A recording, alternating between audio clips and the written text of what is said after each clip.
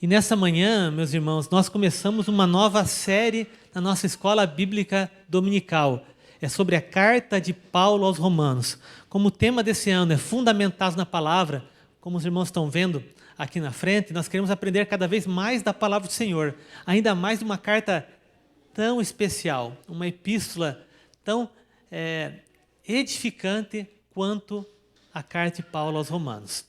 E nesta manhã, para a nossa primeira aula, nós temos nosso irmão, professor Jonatas. Também, pastor, mas não está sendo transmitido pela internet, mas quero agradecer a Deus pelos nossos irmãos que estão ali se dedicando, o Alex, o Rodrigo que estava ajudando, para que possamos tentar gravar esta aula e depois nós colocaremos também à disposição dos irmãos na internet.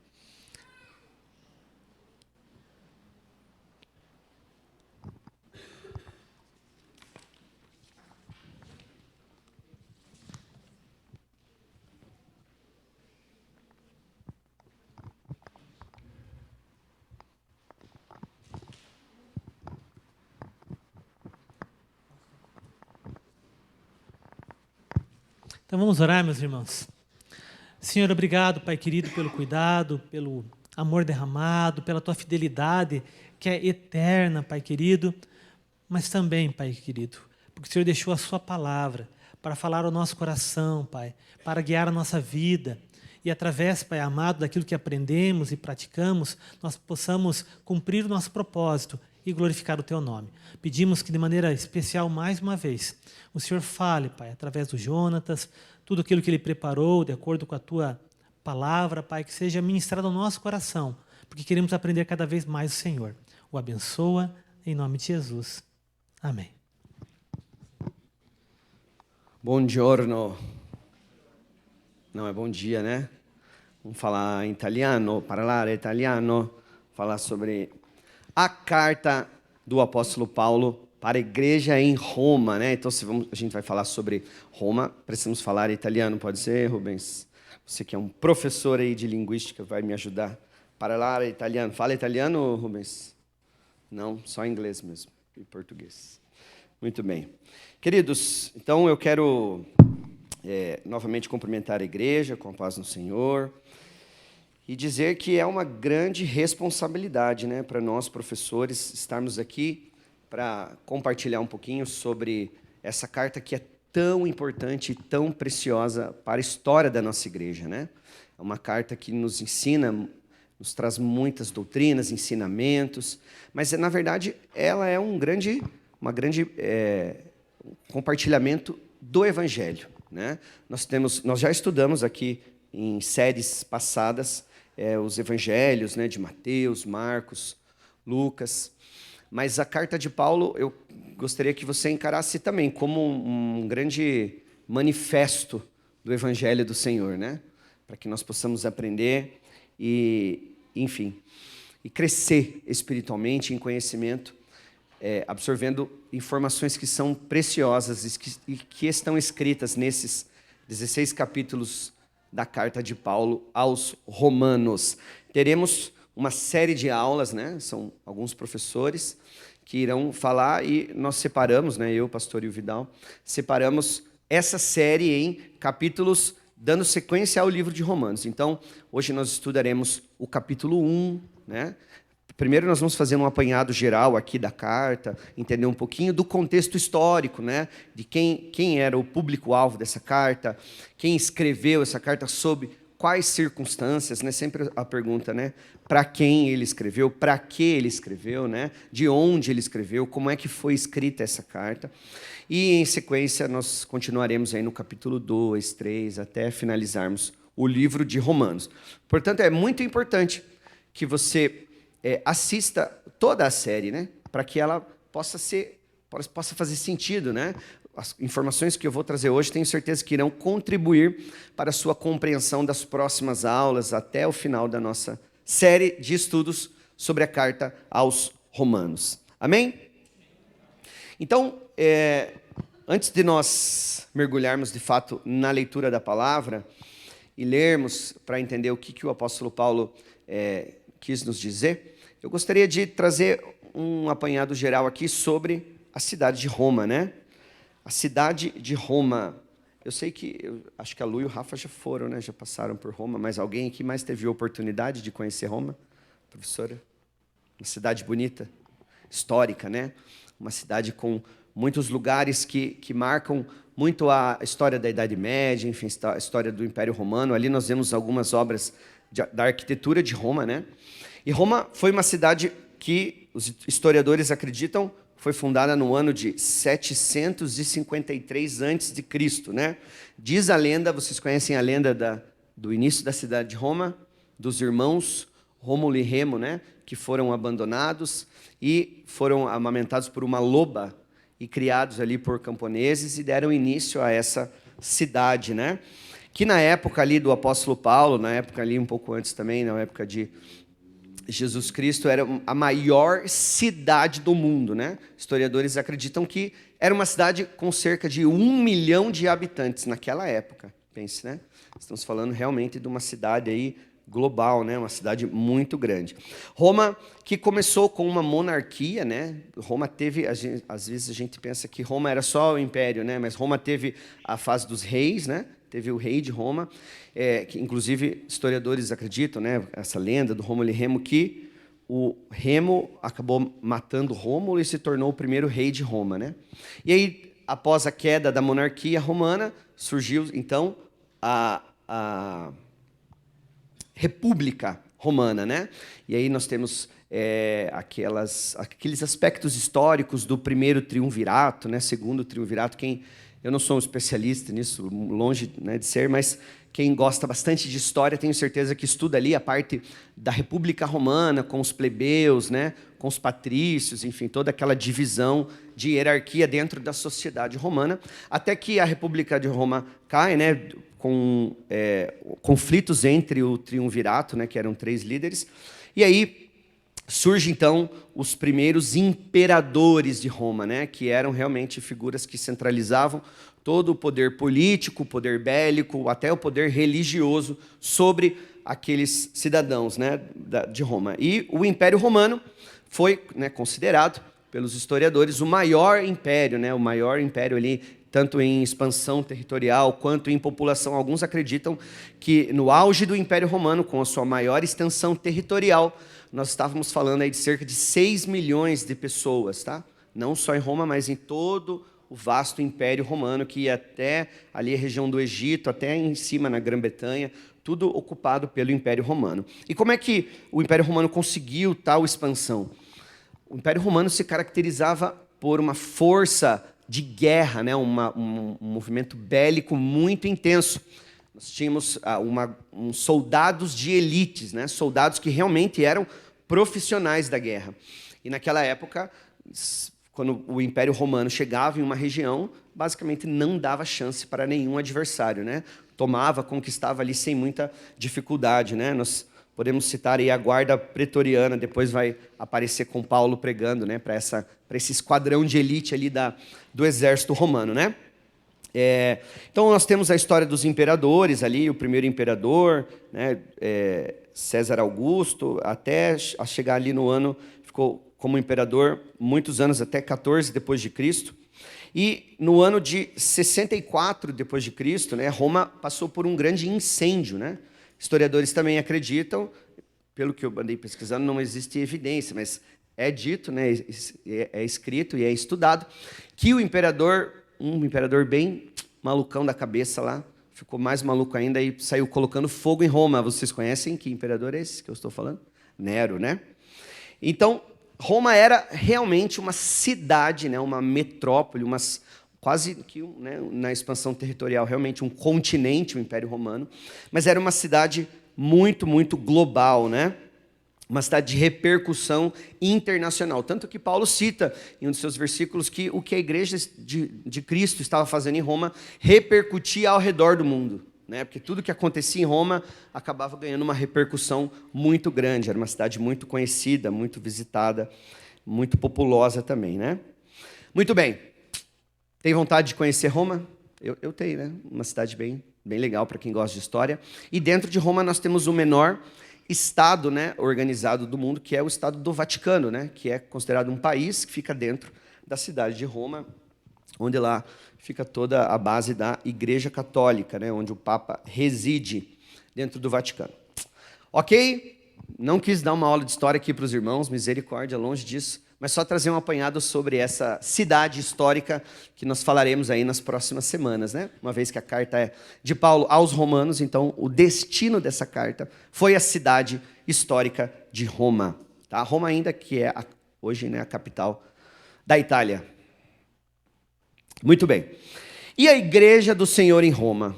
Vamos lá, vamos entender como é que a igreja de Jesus Cristo, a igreja do Senhor, começou em Roma. Tá? Então, Roma é citada no Novo Testamento 8 vezes. Tá? Presta atenção nesse número. E, curiosamente, o livro que mais cita a cidade de Roma, adivinha qual é? Atos, não é Romanos, né?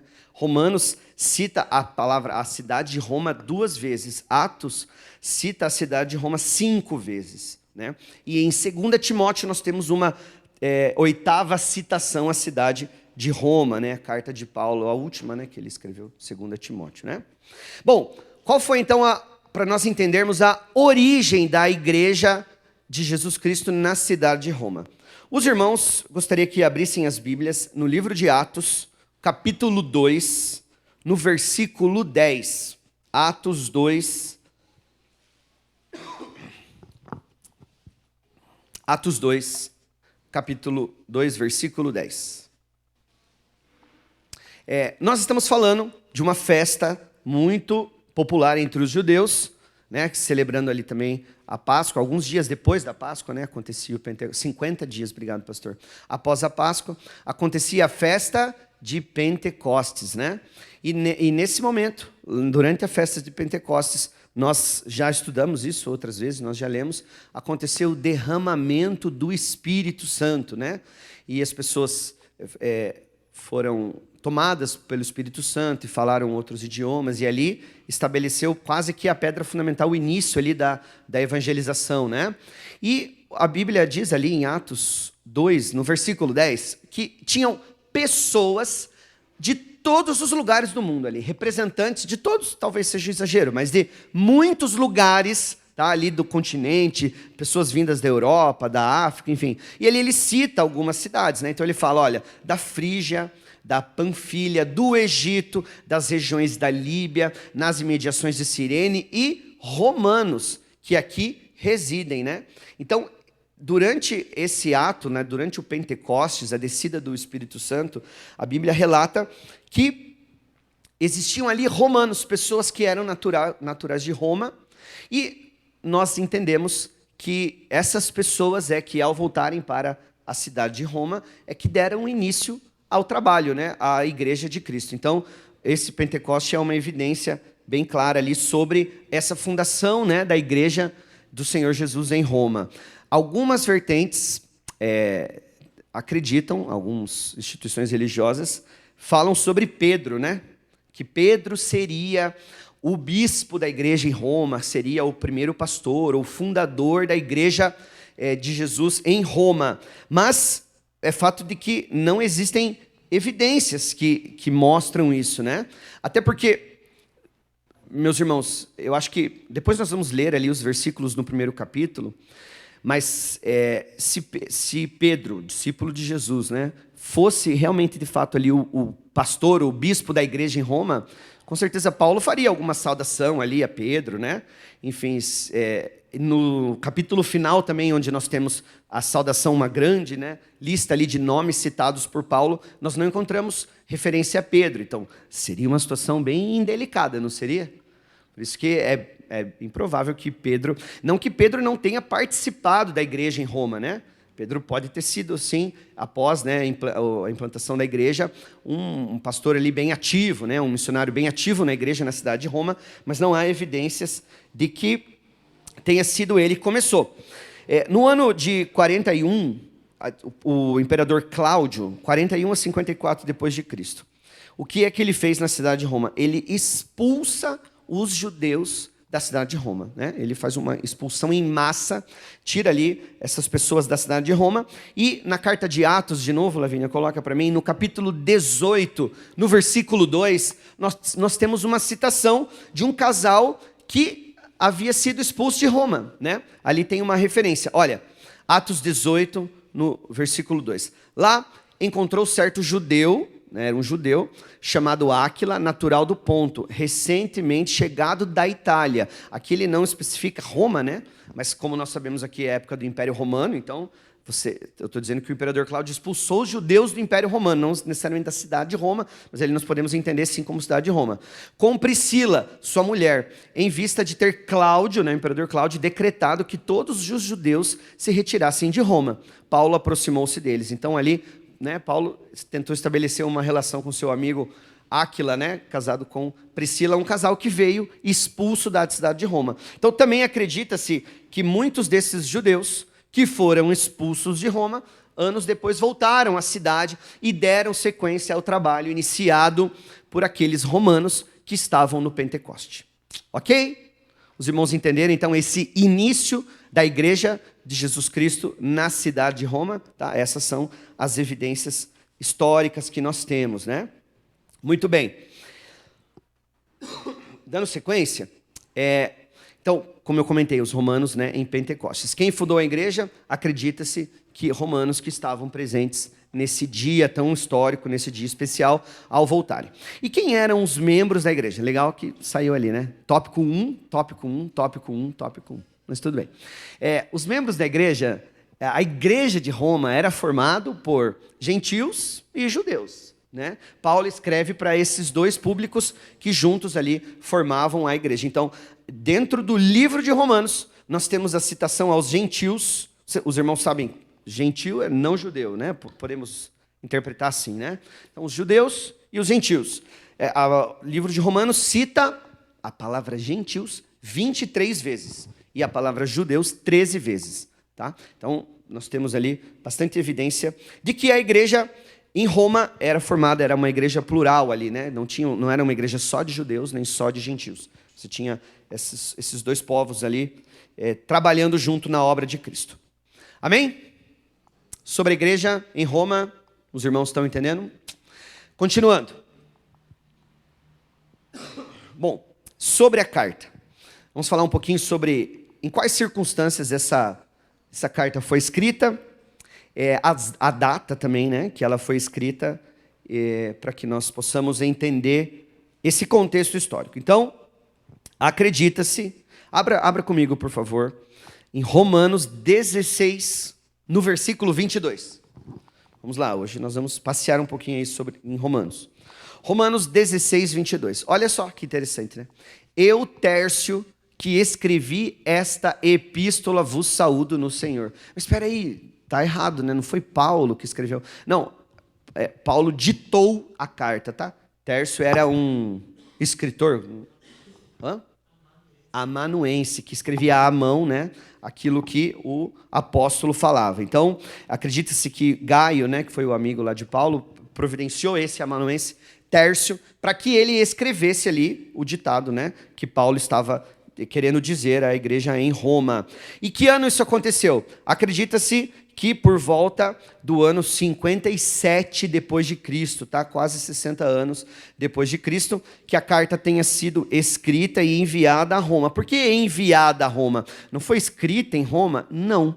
A carta de Paulo aos Romanos não foi escrita em Roma. E nós vamos ver, ao passar aqui dos versículos, que a ida de Paulo a Roma foi uma ida bastante conturbada, né? Ele quis por muitas vezes estar em Roma, compartilhar ali a palavra de Deus. Ele fala levar ali dons, né, do Espírito para a igreja em Roma, fortalecer o trabalho, mas ele não conseguiu da maneira com que ele queria. Nós vamos ver que ele acabou indo para Roma, mas de uma maneira um pouco mais complicada. Então, aonde essa carta foi escrita? Durante o trabalho de Paulo na Grécia, né? Durante as viagens de Paulo. Nós sabemos que Paulo fez muitas viagens missionárias. Nós já estudamos aqui na escola dominical, né, esse cenário das viagens missionárias de Paulo. Sabemos que Paulo já passou pela Galácia, pela Macedônia, pela Ásia ali, toda a região do Mar Egeu. Vai me ajudando aí, pastor outras viagens missionárias de Paulo, né? Fundou muitas igrejas naquela região, a igreja de Filipos, Tessalônica, a igreja em Corinto, né? A igreja em Éfeso, nós já estudamos também as cartas, né? Às igrejas ali daquela região, né? As igrejas do Apocalipse, muitas delas com trabalhos bastante efetivos do apóstolo Paulo. Até que ele conclui, né? Essas viagens missionárias naquela região do Mar Egeu. Então, o propósito de Paulo ali era terminar o trabalho. Coloca para mim, por favor, Romanos, abre na sua Bíblia, 15, os versículos 23 e 24.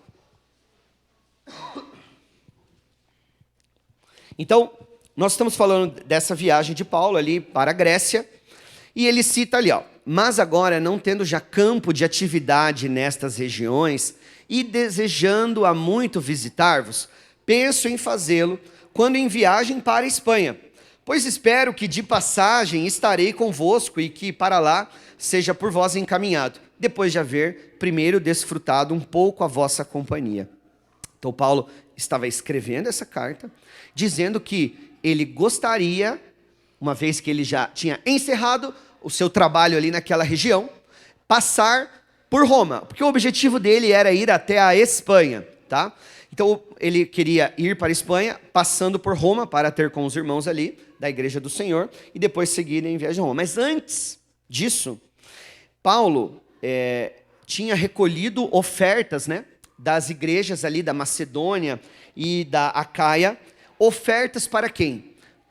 Lembra que eu falei lá do imperador Cláudio, que tinha expulsado os judeus da cidade de Roma? Esses judeus voltaram, né, para Jerusalém ali, para Israel, sem os seus bens, né, passando por muitas dificuldades financeiras. Então eram pessoas que estavam sofrendo muito. O que o apóstolo Paulo faz?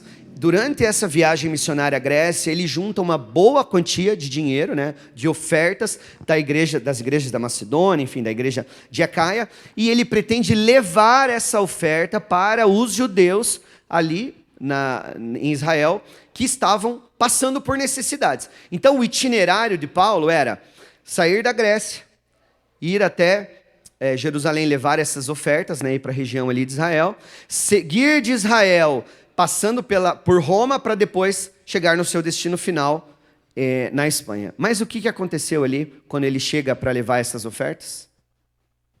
Ele acaba sendo preso, né? Ele acaba sendo preso e aí o cenário muda. Mas veja que esse versículo, ele diz ali sobre esse desejo, né, no coração de Paulo, de ir para Roma, para compartilhar ali a palavra de Deus com os irmãos, para ensinar, enfim, né? Para pastorear a igreja em Roma, tá? Então, essa foi a circunstância na qual a carta de Paulo foi ditada, né? E enviada até a cidade de Roma. Muito bem. No ano, então, de 65 depois de Cristo, ele é preso e levado até Roma, né? Durante essa viagem é o que naufraga o navio, que tem o naufrágio em Malta, não foi? Quando ele estava preso e foi de Jerusalém para... a segunda viagem, que ele acabou sendo, né, levado em Roma e decapitado, né? Infelizmente, né? Esse foi o fim do nosso apóstolo Paulo. Muito bem. Circunstâncias onde a carta e a data onde a carta foi escrita, ok? Então, na Grécia, no ano mais ou menos aí de 57 depois de Cristo, tá? Muito bem, queridos. E quando nós falamos da carta de Paulo aos Romanos, por que eu iniciei dizendo que é uma grande responsabilidade de nós professores estarmos aqui compartilhando ensinamentos dessa carta para os irmãos? Porque essa carta é uma carta extremamente importante, não que as outras não sejam, mas essa é uma carta extremamente importante para a doutrina da igreja e para momentos históricos da igreja. Os irmãos reconhecem aquele primeiro retrato ali, com fundo ou à esquerda aqui, chapeuzinho preto, sem a barba? Quem é aquele ali? Lutero, né? Lutero, que era um monge agostiniano, professor de teologia na Universidade de Wittenberg, na Alemanha. Um estudioso fantástico, né? Teólogo, não preciso nem falar da influência de Lutero na igreja, na reforma protestante, né? Tenho certeza que você já estudou. Mas eu trouxe aqui da nossa revista da Escola Dominical, que está baseando as aulas, né? Um relato de Lutero, eu gostaria de ler e compartilhar com os irmãos sobre o comentário que Martinho Lutero escreveu ao expor o livro de Romanos aos seus alunos. Prestem atenção a essas palavras. Só vou tomar um golinho de água.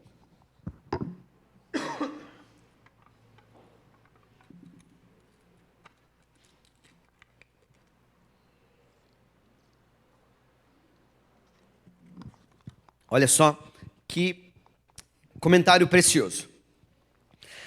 Ele escreveu: ansiava muito por compreender a epístola de Paulo aos Romanos, e nada me impedia o caminho, senão a expressão justiça de Deus.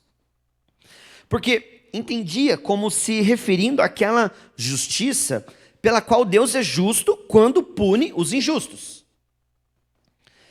Noite e dia eu refletia até que entendi a verdade de que a justiça de Deus que se revela no Evangelho, em Romanos, é aquela justiça pela qual, mediante a graça e a pura misericórdia, Ele nos justifica pela fé. Daí por diante, senti-me renascer e atravessar os portais abertos do paraíso. Toda a Escritura ganhou um novo significado. Ao passo que antes a justiça de Deus me enchia de ódio, agora se me tornava indizivelmente bela e me enchia de maior amor. Esta passagem veio a ser para mim como uma porta para o céu. Que bonito esse comentário, né? Então ele fala aqui sobre o tema central da carta de Paulo aos Romanos, né? Que é a justificação. Nós somos justificados pela graça, né? Mediante a fé, pela graça do nosso Senhor.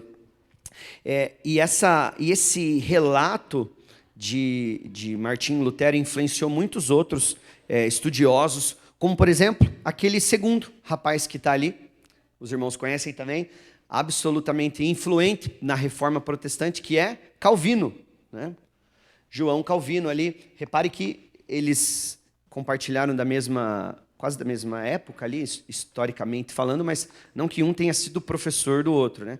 Mas Calvino bebeu na fonte de Lutero ali, os relatos de Lutero, né? As teses da Reforma Protestante, que também influenciaram um outro pastor, um outro missionário, muito, muito importante na história da igreja, principalmente na Inglaterra, que é John Wesley, né?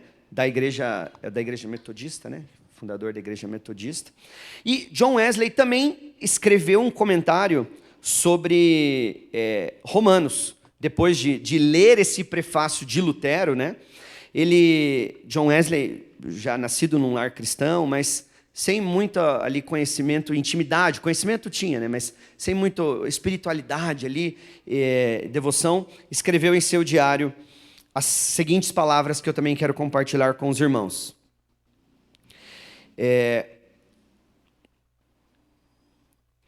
Enquanto ele estava descrevendo a mudança que Deus opera no coração pela fé em Cristo, senti o meu coração aquecer-se estranhamente.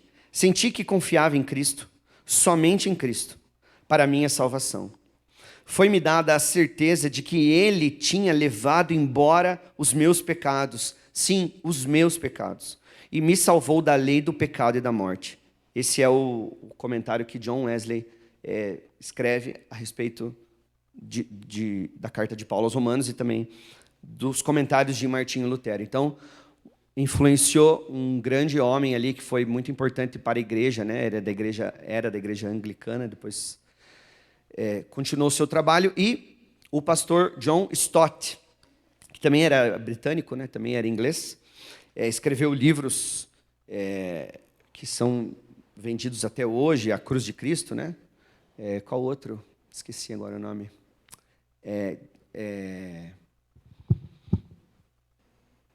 Eu já pego ali a referência. Tem o outro livro dele que é bem, bem famoso. Ele também escreve um relato sobre o livro de Romanos, tá? Um autor aí muito influente, já nesse século XX, né? Ali de 1921 até a sua morte em 2021. Então, é inegável que o livro de Romanos, a carta de Paulo aos Romanos, influenciou e muito a história da igreja, né? Só citando aqui esses quatro personagens. Amém? Muito bem. Vamos então agora entender um pouquinho da estrutura da carta. Como é que essa carta ela é dividida, quais são ali as palavras-chave que são mais usadas, as divisões principais, para que nós possamos entender e ter base para as próximas aulas, né, que virão na sequência ali.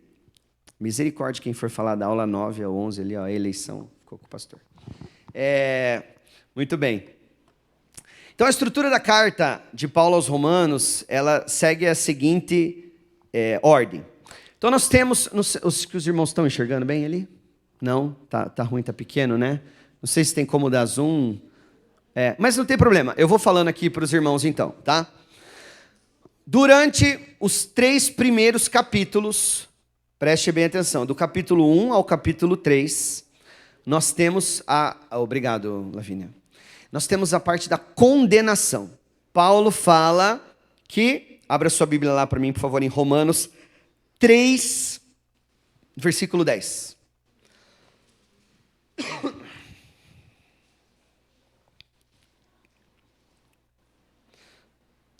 Você lembra que a igreja de Roma era uma igreja formada por judeus e gentios, né? Então, para que Paulo evitasse um clima dentro da igreja ali, eu acredito, né? De que uns eram melhores do que os outros, ou de que uns eram mais santos do que os outros, ele já deixa uma situação bastante clara nesses primeiros capítulos. Como está escrito, não há justo nenhum sequer. Vai para o versículo 23 agora, meu irmão, minha irmã. Pega lá no capítulo 23, no capítulo 3, versículo 23. Pois todos pecaram e carecem da glória de Deus, né? Foram destituídos e carecem da glória de Deus. Então, os primeiros 3 capítulos, Paulo se reserva a mostrar, a quase que desenhar para esse público, né, para a igreja de Jesus em Roma, que todos ali eram pecadores, todos precisavam da graça do Senhor. Lembra que o tema principal era a justificação, né, pela fé. Então, ele quer mostrar que todos pecaram. E aí, no capítulo 4 ao 5, nós temos a doutrina da justificação, tá? Abra sua Bíblia em Romanos, capítulo 4, versículo 3. Justificação, que nós somos salvos pela fé, mediante a fé, pela obra, pela nossa obra? Não, pela obra salvadora de Deus, né? Não a nossa, mas pela graça do nosso Senhor. Então, Romanos 4:3 fala que Abraão tinha sido justificado, né? Creu em Deus, né? Então é mediante a crer, né? Mediante a fé, tá? E no capítulo 5, versículo 1, ele fala sobre a justificação, né? Justificados, pois, mediante a fé, temos paz com Deus por meio do nosso Senhor Jesus Cristo. Meus irmãos, vocês entenderam o propósito aqui da palavra justificação, né? Lembra que Lutero entendia, né, como a palavra justiça de Deus, a punição para aqueles que não eram justos, né? Então a justiça é para combater a injustiça. Mas aqui o apóstolo Paulo fala sobre essa justificação, né? O que é justificado? Todos pecaram. Todos carecem da graça de Deus. E todos precisavam pagar pelos seus pecados, né? Mas alguém foi lá e pagou esse preço. Alguém foi lá e enviou seu filho para morrer na cruz, para que o nosso pecado, a nossa dívida fosse quitada. E esse é o cenário da justificação, né? Não há mais condenação para aqueles que estão no Senhor. É isso que o apóstolo Paulo quer explicar dentro do livro, né, aos Romanos. A justificação para aqueles que creem, né, para aqueles que têm fé, e são comprados por esse preço, justificados. Nós não temos mais dívida. A nossa dívida foi paga pelo sangue de Jesus na cruz. E aí, se a carta terminasse aqui, né, poderia já ser um estudo fantástico, mas ele fala que após essa justificação, agora, uma vez que você entendeu que é pecador e que você entendeu que foi justificado, é preciso que você busque uma santificação, uma vida com Deus. Por isso que, do capítulo 6 ao capítulo 8, o apóstolo Paulo fala sobre esse trabalho, né, pós-entendimento da justificação, que é a santificação. Então, condenação, justificação e a santificação. Nós podemos evidenciar isso lendo 2 versículos. Romanos, no capítulo 6, versículo 14.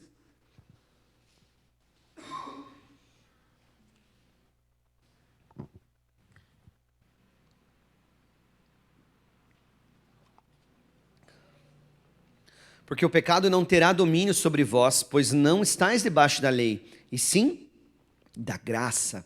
E no capítulo 8, versículo 1. Agora, pois, já nenhuma condenação há para os que estão em Cristo Jesus. Nós cantamos uma música aqui na igreja, né? Nenhuma condenação há. Música bem bonita, fala sobre essa passagem bíblica. Então, do capítulo 6 ao capítulo 8, nós temos essa doutrina da santificação. E aí chega no capítulo 9 até o capítulo 11, é aqui onde ele cita várias vezes Israel, né? Onde ele fala sobre o passado, presente, futuro. Já teremos essa aula, será a sua aula, né, pastor? Não estou enganado. Não perca essa aula, hein? Não perca nenhuma, tá? Misericórdia, mas essa aula aí vai ser uma aula, já estou bastante curioso. Então nós temos a doutrina da eleição, que fala sobre aqueles que foram escolhidos, né, para serem salvos, fala sobre a soberania de Deus nessa eleição, né? Resumindo, fala sobre salvação, sobre vida eterna. Então nós temos 2 versículos separados aqui para ilustrar essa doutrina da eleição. Romanos 9, versículo 15. Romanos 9, no versículo 15. Pois ele diz a Moisés: terei misericórdia de quem me aprouver. De quem me aprouver ter misericórdia. E compadecer-me-ei de quem me aprouver ter compaixão. Então, é ele quem, né, decide, a soberania de Deus. E no versículo 29 do capítulo 11. Capítulo 11, no versículo 29, nós também temos esse cenário. Capítulo 11, versículo 29. Porque os dons e a vocação de Deus são irrevogáveis. Então nós temos aqui uma doutrina sobre a soberania de Deus. Muito bem. Pode voltar, Lavínia, para aquele quadro lá da estrutura da carta. E a partir do capítulo 12, meus irmãos, do 12 ao 15, nós temos aí a prática de todo esse ensinamento, tá? Então nós tivemos ali condenação, justificação, santificação, eleição. E a partir do capítulo 12 nós temos todas essas doutrinas, todos esses ensinamentos colocados em prática. Como é que você pode praticar aquilo que foi ensinado pelo apóstolo Paulo em Romanos? Então, no capítulo 12 ao capítulo 15, nós temos a praxis, a prática de todas essas doutrinas. E o livro, a carta é encerrada no capítulo 16 com uma longa saudação ali, com muitas referências, citações, tá? Eu anotei também algumas curiosidades dessa estrutura da carta, para que os irmãos tenham ciência. Olha só, a carta de Paulo aos Romanos, ela tem quase 65, né? Quase 70, 65 citações ao Antigo Testamento. E o profeta Isaías é aquele que mais vezes é citado por Paulo no livro de Romanos. O Pentateuco é citado 28 vezes. Paulo cita o nome de Isaías 5 vezes, né? E Israel, durante os capítulos 9 e 11, é citada 10 vezes, tá? Então nós temos bastante referências ao Antigo Testamento e também ao povo de Deus em Israel. Essa é basicamente ali a estrutura geral da carta, né? Os irmãos estão me acompanhando? Amém? Então nós entendemos nesta manhã por quem a carta foi escrita, quando a carta foi escrita, sobre qual circunstância, para quem a carta foi escrita, e também um pouquinho de como essa carta vai passando por todas essas doutrinas até chegar na sua prática. Amém? Meus irmãos, agora eu gostaria que nós voltássemos para o capítulo 1, para que nós pudéssemos ler esse capítulo, tá? Não ele inteiro, mas alguns versículos. Pode começar pelo versículo 1, Lavínia.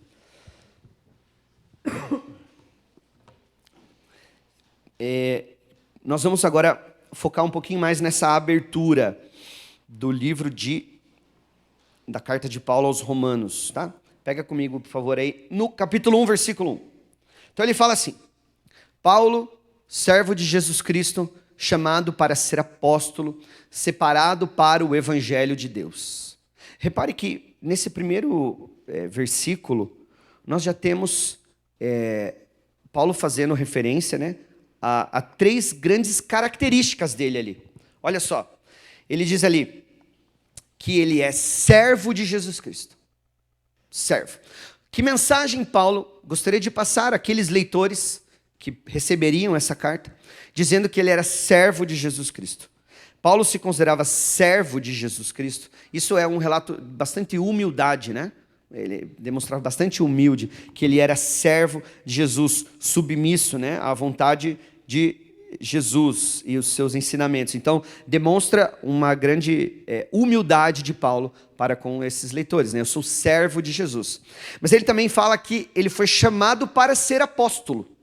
E nós sabemos que apóstolos eram pessoas ali que aprenderam, né, com Jesus, enfim, os seus ensinamentos. E para que Paulo ele ressalta que ele era chamado para ser apóstolo? Para que as pessoas, ao lessem, não que Paulo já não tivesse uma fama, né, bastante grande, mas para que quando as pessoas lessem a carta, isso ficasse reafirmado que Paulo era a autoridade para falar aquilo que ele estava falando. Para que a carta de Paulo tivesse ainda mais credibilidade, né, para que as pessoas entendessem, olha, isso aqui não é obra do intelecto de Paulo, né? Isso aqui não é obra das experiências que Paulo acumulou ao longo dos anos nas viagens missionárias. Sim, o autor, como que nós destacamos na aula passada, o autor terrestre, não, o autor terreno, tá certo essa palavra? Não, o autor em pessoa da carta é Paulo, mas sim, ele foi inspirado pelo Espírito Santo, né? Assim como os outros escritores dos livros da Bíblia. Então ele quer mostrar que aquilo realmente era a verdade sendo escrita, né? Por isso ele reafirma, olha, eu sou servo, sou humilde, sou um trabalhador de Jesus Cristo, mas eu sou apóstolo. E ele também reafirma que ele foi separado para o evangelho, né? O que ele quer dizer com isso? Que ele teve uma vida dedicada a esse propósito, né? Então ele não era um trabalhador que de repente escrevia, ele era um missionário, realmente, ele tinha sido chamado para a obra do Senhor. Então ele era um servo que demonstra humildade, um apóstolo, né, que demonstrava que ele tinha sido escolhido por Jesus para ser autoridade, mas que ele tinha sido separado e que esse chamado de Paulo era assim um propósito divino, né? Que ele tinha sido escolhido e chamado para pregar o evangelho aí ao redor do mundo, tá? Para que a mensagem de Deus fosse pregada através da vida de Paulo, né? Era um plano divino, né? Paulo foi escolhido por Deus, não eram questões circunstanciais, tá? Durante também, nós vamos continuar lendo ali, mas ele usa muitas vezes, me ajude lá, professor Isabel, aqui diz pronomes possessivos da primeira pessoa do singular. Então ele vai falando sobre ele, né, da minha pessoa, eu, enfim. Para quê? Para que ele pudesse estabelecer uma relação mais pessoal com aquelas pessoas. Você se lembra que nós conversamos hoje no início de que ao escrever essa carta para a igreja em Roma, Paulo ainda não havia chegado a conhecer essas pessoas, né? Não tinha chegado a ir até Roma. Então ele tentou estabelecer essa relação mais pessoal, né? Como se fosse realmente ali uma carta mais pessoal e não tão genérica no sentido de para muitas pessoas, né? Pois não? Esse povo que Paulo está escrevendo, eles sabiam do passado de Paulo, quem ele era? Acredito que sim. As viagens de Paulo já eram bastante conhecidas, né? E as pessoas já sabiam da fama de Paulo e de alguns trabalhos, talvez nem todos, né? Antes dele aceitar Jesus Cristo? Era o Saulo, né, cobrador lá, que perseguia os cristãos, né? Lá se vai Saulo em seu cavalo.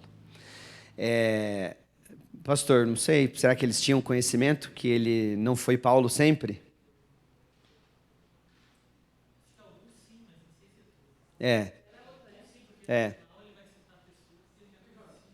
Pois não.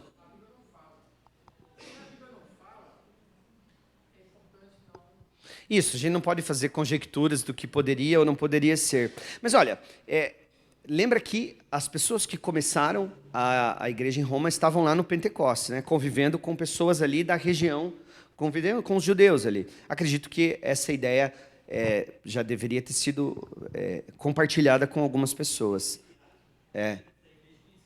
Os líderes da igreja. Muito bem. Versículo 2, vamos seguir ali, continuando a nossa leitura do primeiro capítulo. O qual foi por Deus outrora prometido por intermédio dos seus profetas nas sagradas escrituras, com respeito a seu filho, o qual, segundo a carne, veio da descendência de Davi, e foi designado Filho de Deus, com poder segundo o Espírito de santidade, pela ressurreição dos mortos, a saber, Jesus Cristo, nosso Senhor. Pode continuar. Por intermédio de quem viemos a receber graça e apostolado por amor de seu nome, para obediência por fé entre todos os gentios, de cujo número sois também vós, chamados para serdes de Jesus Cristo. E a primeira parte se encerra no versículo 7, pode passar. A todos os amados de Deus que estáis em Roma, chamados para serdes santos, graça a vós, outros e paz, né? Esses dias nós iniciamos o culto falando sobre graça e paz, né? Então aqui é uma apresentação, né, de Paulo. Ele faz 3 referências importantes a ele mesmo, como, lembra? Servo, apóstolo e separado, né? E ele saúda os irmãos da igreja em Roma, dizendo que a igreja estava ali trabalhando, desejando a graça e a paz de Deus a essas pessoas. E aí, no capítulo 1 ainda, no versículo 8, Paulo faz uma referência bastante legal ali, ó, bem interessante, que é sobre o trabalho daqueles cristãos nessa igreja. Ele fala: primeiramente dou graças a meu Deus mediante Jesus Cristo, no tocante a todos vós, porque em todo mundo é proclamada a vossa fé. Olha que bênção, né? Paulo estava dizendo ali que a igreja em Roma era uma igreja operante, né? Era uma igreja ali que estava fazendo um bom trabalho, porque todo o mundo, né? Lembra que eu disse que tudo que acontecia em Roma ganhava uma repercussão, né, bastante grande. Inclusive o trabalho desses crentes, né? A igreja de Cristo em Roma era uma igreja que estava indo bem, estava sendo conhecida ao redor do mundo, né? Em todo mundo é proclamada a vossa fé. Era uma igreja bastante conhecida pela fé, né? E ele fala, continuando ali no versículo 9. Porque Deus, a quem sirvo em meu espírito no evangelho de seu Filho, é minha testemunha de como incessantemente faço menção de vós. Ou seja, aqui ele está dizendo que Paulo orava pela igreja em Roma, né? Mesmo sem conhecer os irmãos, Paulo sempre se lembrava desses cristãos ali em Roma. Continua. Em todas as minhas orações, suplicando que, em algum tempo, pela vontade de Deus, se me ofereça uma boa ocasião de visitar-vos, né? Porque muito desejo ver-vos, a fim de repartir convosco algum dom espiritual, para que sejais confirmados. Isto é, para que em vossa companhia, estando, né, Paulo lá, reciprocamente, nos confortemos por intermédio da fé mútua, vossa e minha. Porque não quero, irmãos, que ignoreis que muitas vezes, olha aqui que nós conversamos, me propus a ir ter convosco, no que tenho sido até agora impedido. Então, Paulo reafirma aqui que ele já tinha tentado outras vezes ir até Roma, mas por muitas e muitas circunstâncias, Paulo não havia conseguido, né? Ele não tinha cumprido esse objetivo e esse desejo dele de estar com os irmãos na cidade de Roma. E é curioso, meus irmãos, pensar no seguinte, né? Veja bem, Paulo foi até Roma. Como é que Paulo chegou em Roma? Lembra que Paulo, aqui nós lemos que Paulo diz aos irmãos, aos crentes em Roma, que desejou por muitas vezes estar com eles, né? Mas estar para quê? Para compartilhar a palavra de Deus, para ter um momento ali de comunhão, para que crescesse tanto Paulo com a fé dos irmãos, dos cristãos em Roma, quanto os irmãos crescessem com a fé de Paulo, para ter momentos de aprendizagem, de crescimento espiritual. Mas a verdade é que quando Paulo chega a Roma, ele chega preso, né? E nós vamos ler depois, estudar mais para frente, que essa prisão em Paulo, como os propósitos de Deus, né, muitas vezes nós não entendemos, serviu para que Paulo alcançasse através das cartas que foram escritas durante a prisão de Paulo, uma quantidade muito maior de pessoas que acredito que ele imaginou que ele poderia alcançar, né? Foi da prisão em Roma que Paulo escreveu, por exemplo, a carta aos Efésios, né? Outras cartas à igreja em Éfeso, outras cartas também foram escritas da prisão. Veja que a igreja do Senhor cresceu durante essa prisão, né, de Paulo.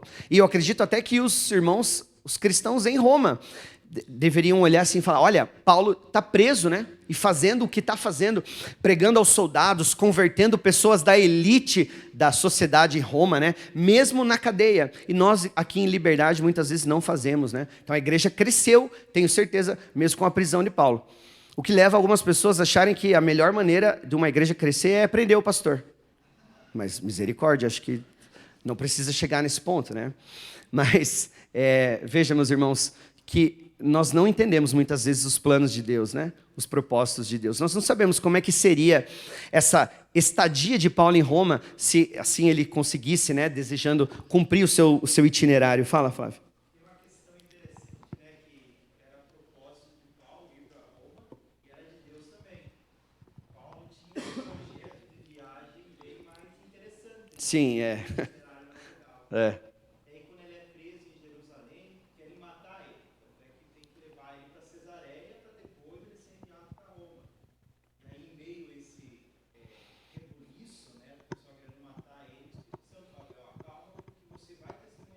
Sim. Não do jeito que você imaginou.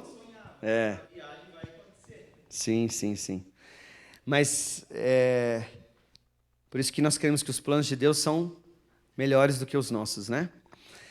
Volta para mim lá no slide agora, Lavínia, por favor. Só para nós passarmos aqui um apanhado geral. Já estou chegando ao final desse estudo.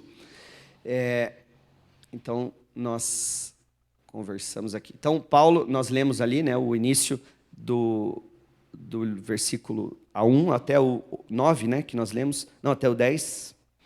Não, na verdade, nós lemos até o 13. Tá? Então, nós temos ali o remetente, né, da carta. Quem escreveu, então ele diz, separando ali 3 características importantes, Paulo como servo, como apóstolo e separado. E o evangelho de Deus, né, fala que ele cita o evangelho que foi prometido, é o evangelho da encarnação, nós lemos no versículo 3, e da ressurreição no versículo 4. Temos sobre o trabalho de Paulo como apóstolo, né, o apostolado de Paulo, lemos no versículo 5 e 6. Então, a origem, qual é a origem desse ministério? A vida deles com Jesus Cristo, né? E o objetivo, despertar a obediência pela fé, né? Ele fala ali que a fé daquela igreja era uma fé conhecida ao redor do mundo, né? E fala sobre esse alcance global da igreja de Jesus na cidade de Roma. Aí ele fala sobre, no versículo 7 ao versículo 13, sobre os destinatários, né? Então ele fala, para quem que foi a carta? Para todos os que estáis em Roma, que eram amados de Deus, né? Chamados por Ele, amados de Deus e chamados para ser santos. Curioso essa observação que ele fala ali no versículo 7, né? Que ele diz assim, ó, a todos que estáis em Roma, amados de Deus, chamados santos, graça e paz a vós, né? De Deus, nosso Pai, Senhor Jesus Cristo. Então essa é a estrutura do primeiro capítulo da carta de Paulo aos Romanos. Dando sequência ali, ele lembra que eu li no versículo 8, que ele fala assim, ó, pode deixar aí que eu leio. Primeiramente, dou graças ao meu Deus por Jesus Cristo sobre vós, porque em todo mundo é anunciada a vossa fé. Paulo, ele fala sobre essa gratidão, né? Ele agradece a Deus, dou graças ao meu Deus, porque a igreja tornava-se conhecida ao redor do mundo, né? E aí Paulo também pede e fala sobre esse trabalho de intercessão. Ainda não, daqui a pouco ele vai pedir para que os irmãos orassem por ele, né? Porque ele estava temeroso em voltar ali para Jerusalém e ser perseguido, acabou sendo, né? Mas ele fala sobre que ele intercede pela igreja em Roma, que ele sempre lembra desses irmãos em oração. E a finalidade dessa visita seria, então, confortar as pessoas de lá, compartilhar, né, a palavra de Deus, ele fala algum dom ou dádiva de Deus, e também sentir-se, né, confortado e observar a obediência daquele povo à palavra de Deus. Tá? Então, essa é a estrutura do primeiro capítulo. Agora, seguindo para o versículo 14. O versículo 14, ele fala assim, olha... pode colocar lá para mim agora, Lavínia.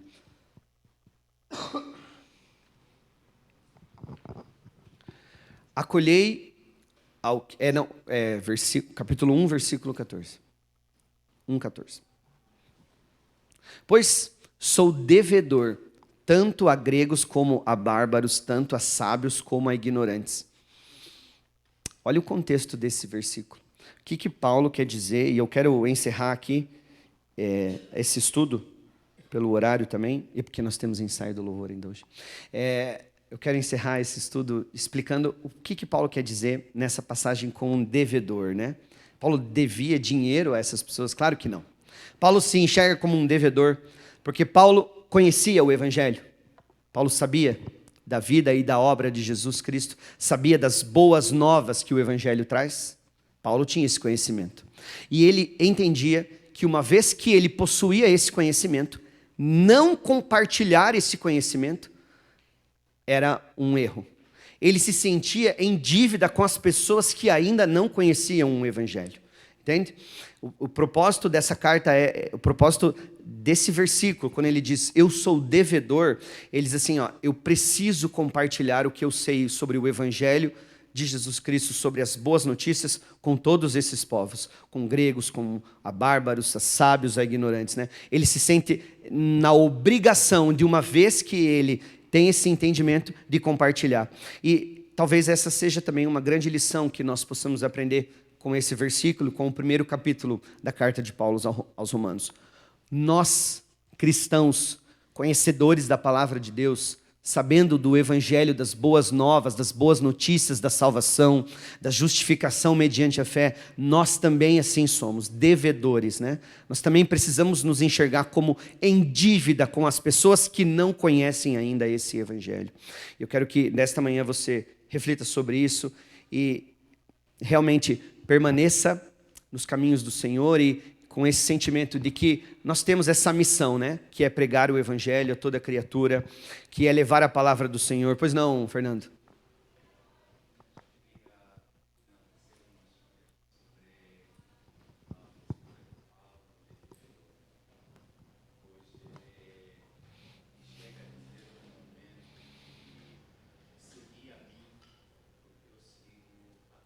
Uhum.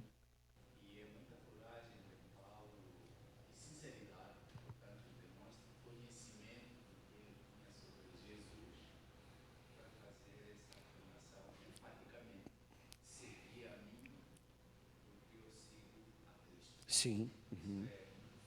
Muito forte e uma responsabilidade muito grande, né? E acho que isso aflorava, muito bem colocado, Fernando, acho que aflorava esse sentimento nele de dívida, né? Olha, tudo que eu sei, tudo que eu presenciei, tudo que eu vi, tudo que eu conheço, eu não posso guardar isso para mim, né? E que nós tenhamos esse sentimento em nossos corações, meus irmãos, amém? E eu quero te convidar a assistir às próximas aulas dessa preciosidade que é a carta de Paulo aos Romanos, para que você entenda, para que nós tenhamos essa sequência, né? Até que nós possamos realmente entender tudo aquilo que ele quis ensinar àquele povo de Roma, mas que ensinou à igreja ao longo de tantos anos. Amém? Amém. Pastor?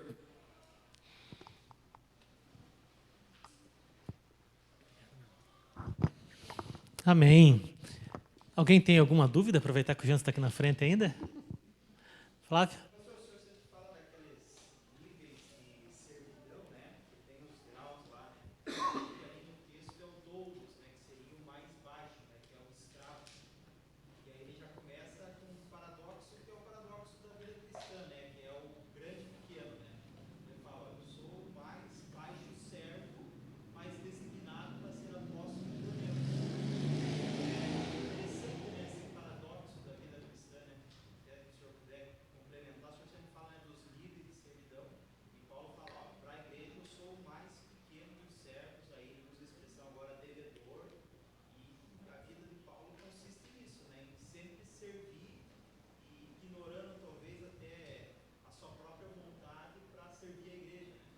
Quer falar?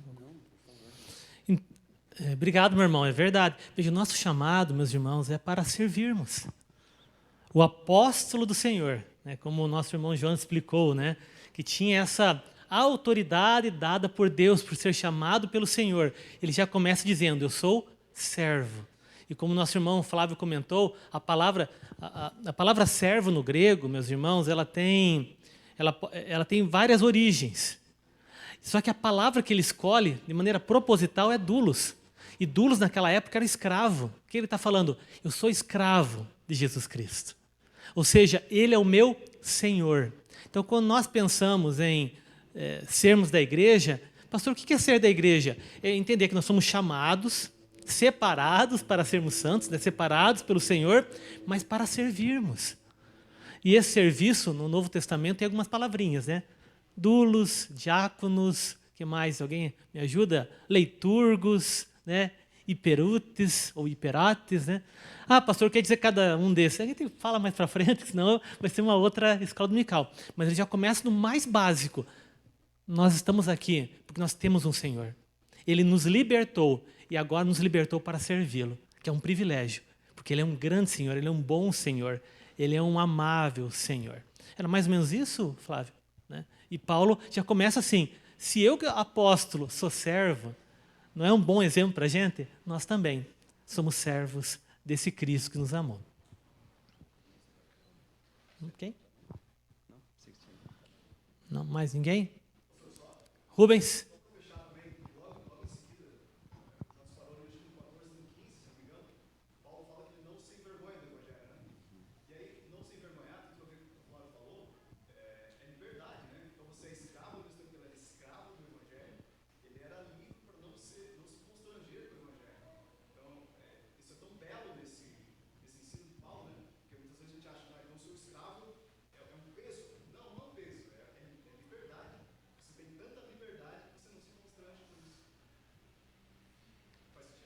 Faz, aham.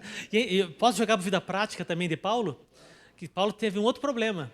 Ele, como o Jonas explicou aqui na frente, ele vai se tornar um prisioneiro.